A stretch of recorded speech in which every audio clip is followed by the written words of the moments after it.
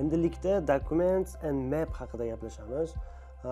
Amerika logistikasida kartani bilish juda ham muhim, chunki yuk olayotganingizda va yondagi shtatlarni bilishingiz juda ham muhim bo'ladi, katta rolni o'ynaydi. Va albatta dokumentlarni ham bo'lmay ko'rib chiqamiz, qanaqa dokumentlar kerak bo'ladi, broker bilan setup qilayotganingizda, broker bilan kontrakt tuzayotganingizda qanaqa dokumentlar kerak bo'ladi. Hozir hammasini bir boshdan bitta ko'rib chiqamiz. Xo'p, qani ketdi. Bu slaydda ko'rib turganingizdek, Amerikani regionlarga bo'lib qo'ygan. Shunaqa 6 ta regionga Amerika chastlar bo'lib bo'linadi va har bittasini o'zini nomi bor. Ko'rib turibsiz, yashilda Pacific region, sariqda Rocky Mountain region, sabzi rangda Southwest region va yashil rangda Midwest region, ko'k rangda Northeast region va qizil rangda Southeast region deb yozib qo'ygan. Shularda sizlar farqlay olishingiz kerak regionlarni har bittasini. Xo'p, lekin bu slaydda ko'rib turganingizdek 4 ta regionga bo'lingan. Bu nimaga? Bu brokerlar bilan gaplashganingizda hozirda kererlar shu 4 ta regionga bo'lib gaplashadi. Unaqa 6 ta regionga bo'lib o'tirmaydi. Bu West, Midwest, Southeast va Northeast. Shu regionlarga bo'lib gaplashiladi. Telefonda broker bilan gaplashganingizda ham shu 4 ta regiondan foydalansangiz bo'ladi. Xo'p, bu slaydda ko'rib turibsizlar, link berilgan. Bu linkdan kirib Cetera deyiladi. Bu saytning nomi. Bu shtatlarni yodlashingizga juda ham qulay sayt. Bu yoqda har bitta shtatni ko'rib, tanlab, qayerda joylashganini tezroq o'rgansangiz bo'ladi. Men shu saytni sizlarga rekomendatsiya qilaman. Xo'p, nimalarni o'rganishimiz kerak? Amerika kartasi bo'yicha har bitta shtatning nomlanishi, to'g'ri nomlanishi, to'g'ri pronounce qilish kerak. Brokerlar bilan gaplashayotganda shtatni pronounce qilishingiz ham qanaqa dispetcherligingizni bildirib qo'yadi.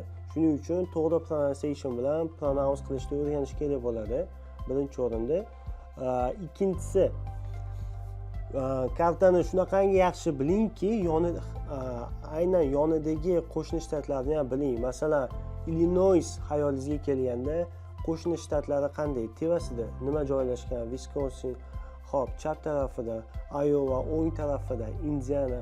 Shuni xayolingiz uje Illinois deganda shunaqa xayolingizga kelish kerak va har bitta shtatni qayerda joylashganini bilishingiz kerak bo'ladi. Bu juda ham yuk olishingizga kattakon yordam beradi. Endi yana bitta narsani aytib qo'ymoqchiman. Maillar bo'yicha bu albatta experience bilan kelib chiqadi.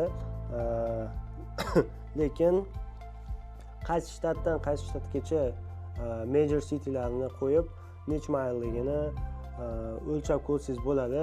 Bu sizga juda ham katta yordam beradi. Masalan, Chicago, Illinoisdan Dallas, Texasgacha necha mail, shuni ko'rib, o'zi major citylarini ham shu Cetterada ko'rib olsangiz bo'ladi. Har bitta shtatni o'zini major citylari bo'ladi, ya'ni kattakon shaharlari.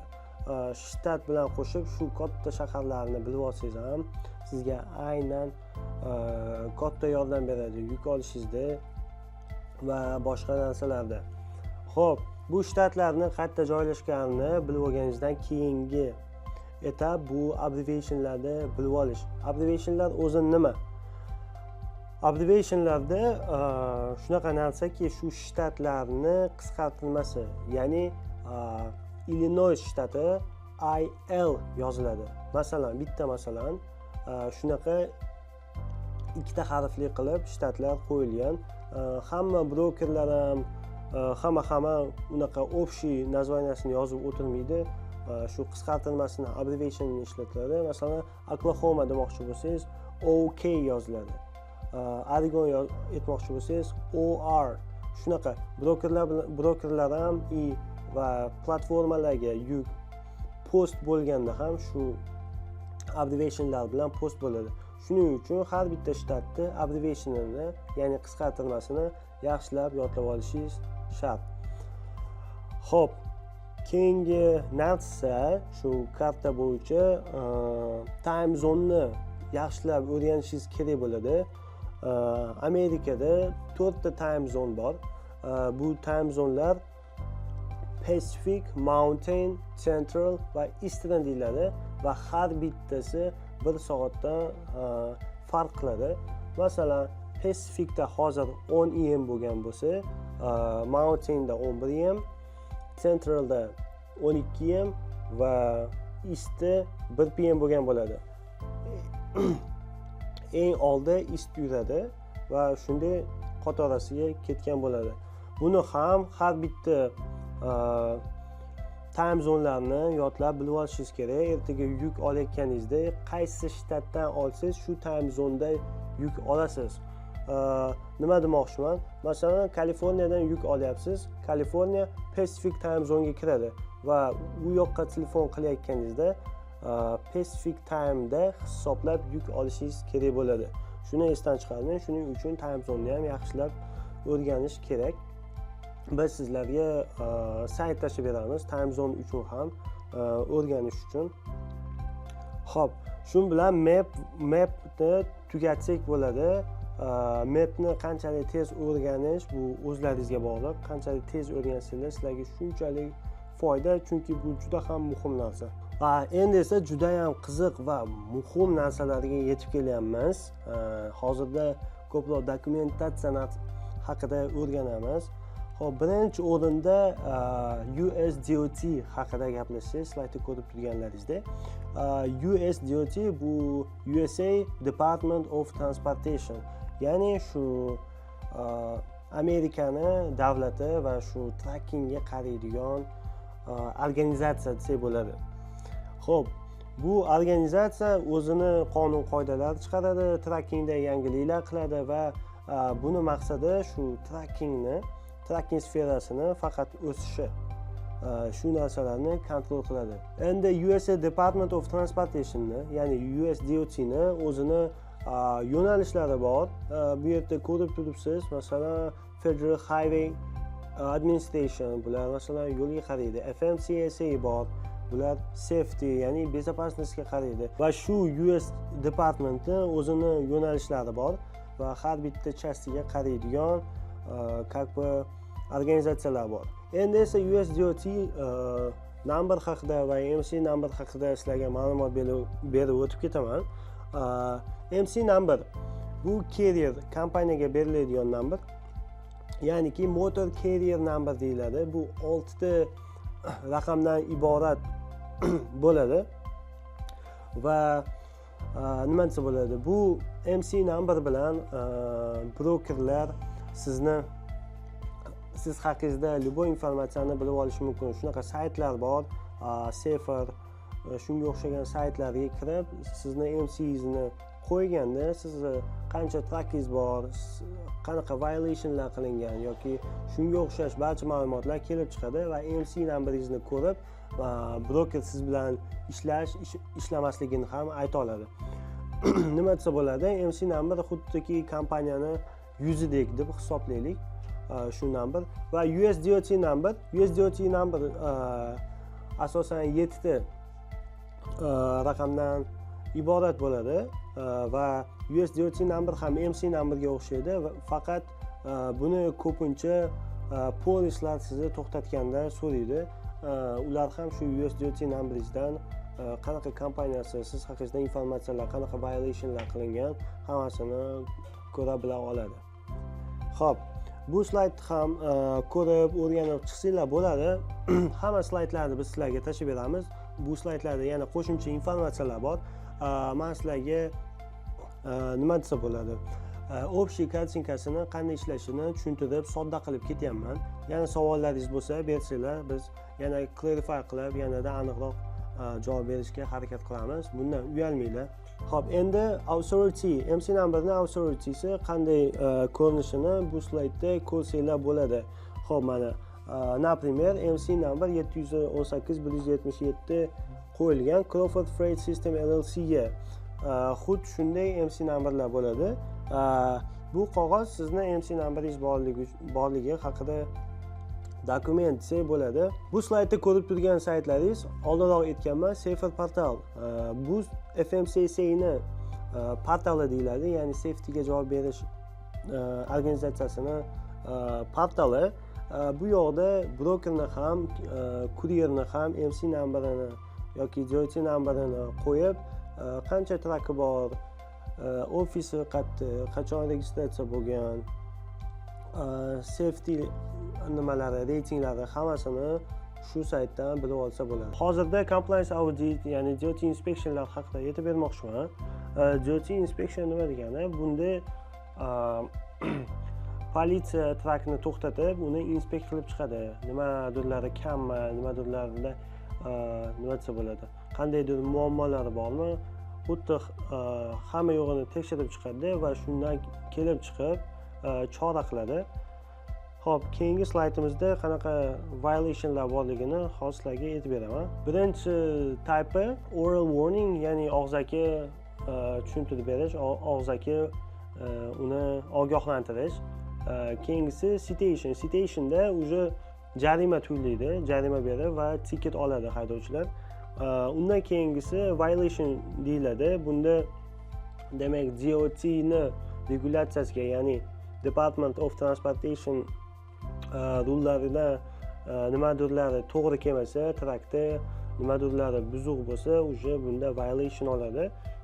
Violation albatta u trakni, u haydovchini ishlayotgan kompaniyasiga ham minus bo'ladi. Violation ya'ni safety score oshib ketadi. Safety score oshib ketsa, bu brokerlar yuk bermasligiga ham olib kelishi mumkin. Shuni esdan chiqarmanglar. Va oxirgisi out of service. Bu degani inspeksiyadan umuman o'ta olmaydigan trak degani. Unaqa traklarni уже yurgizmaydi Amerikada, yoki tov qilib olib ketadi. Yoki bizda aytganda O'zbekistonda bizdaqa parkingga qo'yib qo'yadi mana shu trakni, bo'ldi. Endi CDL haqida ham ma'lumot berib o'tib ketmoqchiman. Haydovchi, bu CDL degani o'zi prava degani. Bizda qisqa qilib aytganda bu prava bo'ladi. Va haydovchilar borganda albatta Amerika pravasini olish kerak. Bu CDL deyiladi.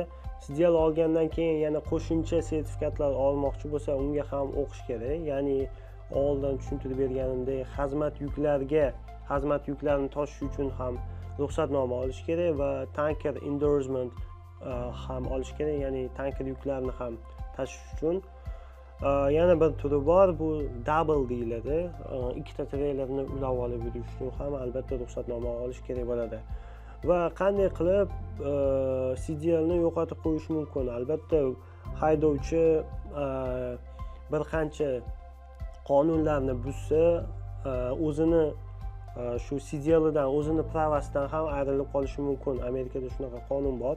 Keyin yana ko'p violationlar qilsa, ko'p qonunlarni buzsa, u haydovchini shu hammasi yozib boriladi va u haydovchini kompaniyalar ham ishga olmay qo'yishi mumkin, ko'p violationlar qilgani uchun.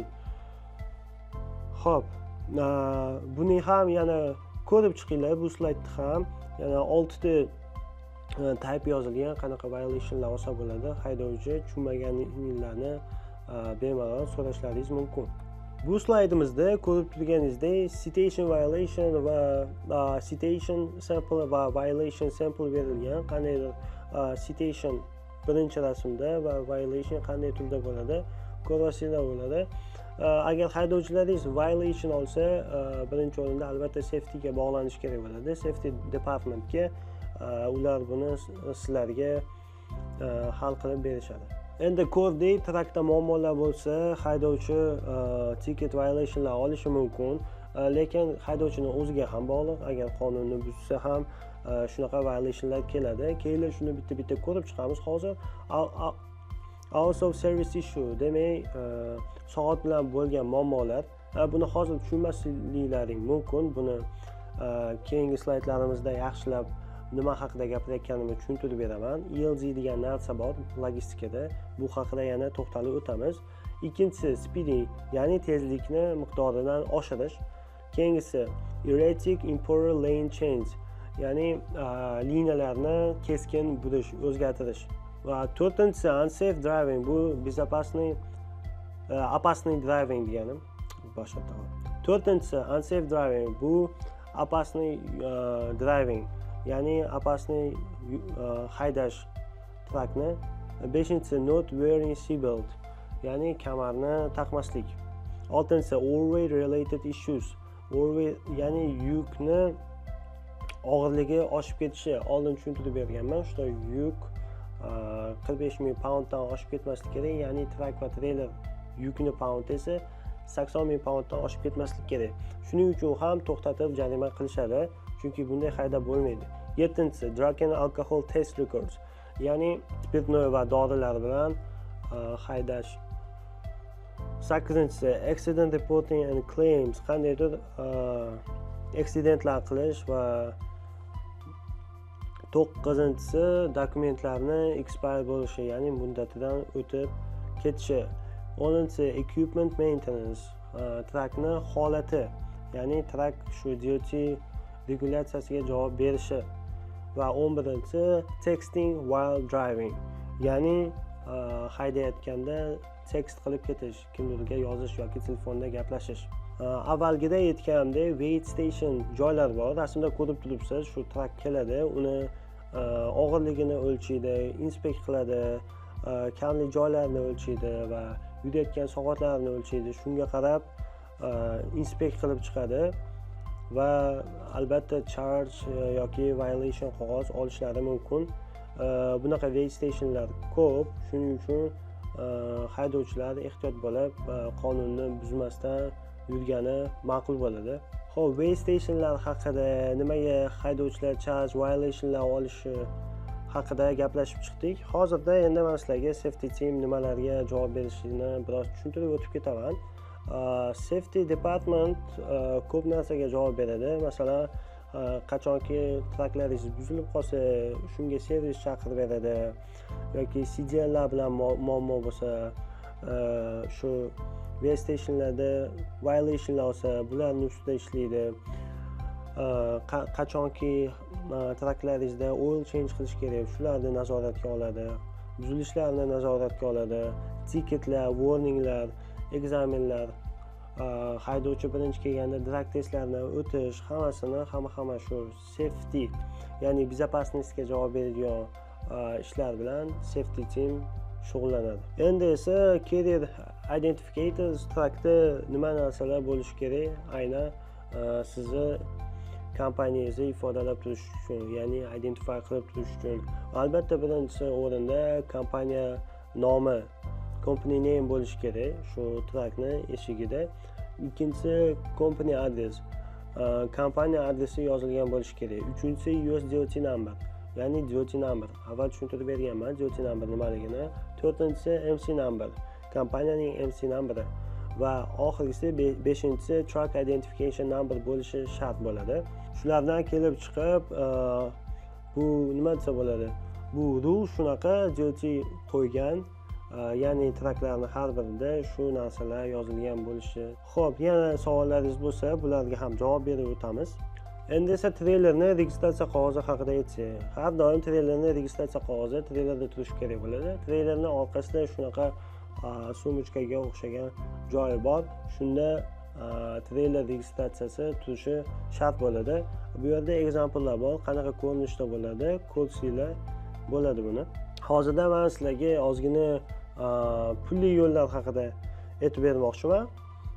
Va albatta bir xil yo'llarda bizda trak yurib bo'lmaydi. Shuni ham inobatga olishlaringni xohlayman. Har bitta haydovchida o'zini shunaqa GPS tabi bo'ladi. Shu GPS tab trak yurib bo'ladigan yo'llarni o'zi ko'rsatadi, lekin bir xil payt haydovchilar noto'g'ri yo'ldan yurib, trak yursa bo'lmaydigan yo'llardan ham yurib qo'yishadi. Bunda albatta violation olishlari mumkin. Shundan ehtiyot bo'lish kerak va pulli yo'llar haqida aytmoqchi edim. Bir xilgi yo'llar Amerikada pulli hisoblanadi. U yo'ldan yurish uchun nima to'lash kerak? Shunaqa pul to'lab keyin yurish kerak. Ayniqsa Nyu-Yorkning ichiga kirishda va Illinoysdan Nyu-York tomonga ketishga va ist tomonda bu pullik yo'llar bor. Agar yuk olayotganlaringda shuni ham inobatga olinglar va biz sizga pulli yo'llar haqida yana bir shu qaysi yo'llar pulli va qancha pul olishini tashlab beramiz. Endi esa men sizlarga inshuransni tushuntirib bermoqchiman, qanday ishlaydi. Xo'p, insurans bu o'zbekchasiga aytganda sug'urta. Bilasizlar, hamma narsaga sug'urta bor. Amerikada esa juda ham ko'p narsa sug'urtalanadi. Va albatta har bitta trak ham, kompaniyalar ham sug'urta to'laydi. Har bitta kompaniya o'ziga kerakli bo'lgan agentni topib, ya'ni sug'urta kompaniyasini topib, u bilan shartnoma imzolaydi. 1 yilga, balkim 2 yilga, balki bundan ko'proq. Va albatta o'zini limitlarini qo'yib chiqadi, nimalar to'g'ri keladi, nimalar to'g'ri kelmaydi. Kompaniya shu insurance agent bilan kontrakt tuzadi.